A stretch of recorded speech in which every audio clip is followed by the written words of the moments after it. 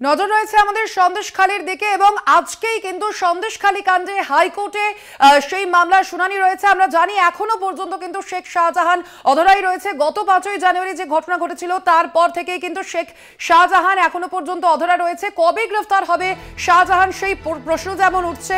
এই সময় অভিষেক বন্দ্যোপাধ্যায়ের তাৎপর্যপূর্ণ মন্তব্য যে হাইকোর্ট হাত পা বেঁধে রেখেছে পুলিশের, তারা সেই কারণেই শাহজাহানকে গ্রেফতার করতে পারছে না। এই বিষয়ে আরো বিস্তারিত জানবো। ফোন লাইনে রয়েছেন প্রতিনিধি পীযূষ কান্তি নাগ। পীযূষ, মূলত আমরা যেমনটা দেখছি যে এখনো পর্যন্ত শেখ শাহজাহান কিন্তু অধরাই রয়েছে। অন্যদিকে গতকাল অভিষেক বন্দ্যোপাধ্যায় বলেছেন যে বিচার ব্যবস্থার কারণেই শাহজাহানকে গ্রেফতার করা হচ্ছে না। আজকে শুনানি রয়েছে সন্দেশখালী মামলার, কতটা গুরুত্বপূর্ণ এই শুনানি? দেখো, কলকাতা হাইকোর্টে সন্দেশখালী নিয়ে বেশ কিছু মামলা দায়ের হয়েছে। তার মধ্যে কলকাতা হাইকোর্ট নিজেই স্বতঃপ্রণোদিত হয়ে একটি মামলা দায়ের করেন, যে মামলাটি সিঙ্গেল বেঞ্চে বিচার। পরবর্তীকালে সেই মামলাটি স্থানান্তরিত হয় প্রধান বিচারপতির ডিভিশন বেঞ্চে। এর আগে সন্দেশখালী নিয়ে অন্যান্য মামলার শুনানি চলাকালীন প্রধান বিচারপতি মন্তব্য করেন যে সন্দেশখালীর মূল কাণ্ডারি, ঘটনার মূল কাণ্ডারি হচ্ছে শেখ শাহজাহান। এই শেখ শাহজাহানকে আদালতে হাজির হতে হবে এমনটাই নির্দেশের কথা ভাবনা চিন্তা করছে কলকাতা হাইকোর্ট, এবং সেক্ষেত্রে রাজ্য পুলিশ হাইকোর্টকে সাহায্য করবে এমনটাই মৌখিক অভিমত ব্যক্ত করেছিলেন প্রধান বিচারপতি PS শিবনাম। এই স্বতঃপ্রণোদিত মামলার শুনানি আজ রয়েছে, এবং এই মামলার শুনানি চলাকালীন যেটা আইনজ্ঞ মহল মনে করছে যে প্রধান বিচারপতি রাজ্য সরকারের যে পুলিশ, সেই পুলিশকে নির্দেশ দিতে পারে যে এই শাহজাহানকে কলকাতা হাইকোর্টে হাজির করা হোক।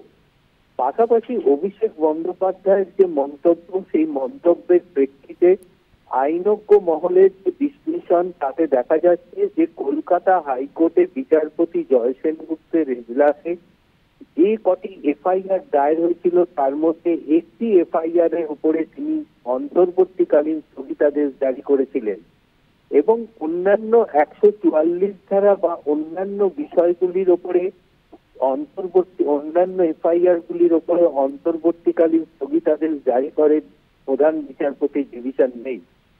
ফলে ইডি আধিকারিকদের উপর আক্রমণের বিষয়ে যে তদন্ত চলছিল, যে তদন্ত স্থানীয় পুলিশ করছিল, পরবর্তীকালে হাইকোর্টের নির্দেশে যে সিট গঠন হয়, অর্থাৎ CBI এবং রাজ্যের একজন আধিকারিক এবং রাজ্য পুলিশের একজন IPS নিয়ে, সেই সিটের উপরেও কিন্তু অন্তর্বর্তীকালীন স্থগিতাদেশ জারি আছে। ফলে ওই ঘটনার তদন্ত কিন্তু এখন স্থগিত অবস্থায় রয়েছে। ফলে ওই ঘটনা কোন রকম তদন্ত এগোচ্ছে না। তার পরিপ্রেক্ষিতেই অভিষেক বন্দ্যোপাধ্যায় এই মন্তব্য বলে মনে করছে আইনজ্ঞ মহল।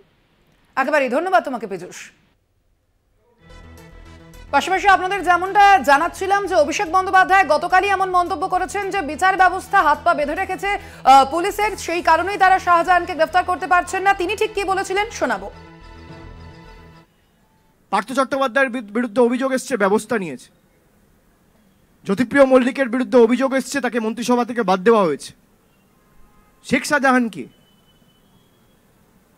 শেখ শাহজাহানকে গ্রেপ্তার করার জন্য রাজ্য প্রশাসনের হাত পা যদি হাইকোর্ট বেঁধে না দিয়ে পুলিশকে এম্পাওয়ার করত, পুলিশ করে দেখাতো। 7 দিন হোক, 10 দিন হোক, 12 দিন হোক, 15 দিন হোক। আর সবাই মমতা বন্দ্যোপাধ্যায়ের কাছে বলছে কেন শেখ শাহজাহানকে গ্রেপ্তার করো? তার কারণ যার কাছে আমি আশাবাদী যে বিচার হবে, তার কাছেই সবাই বলে।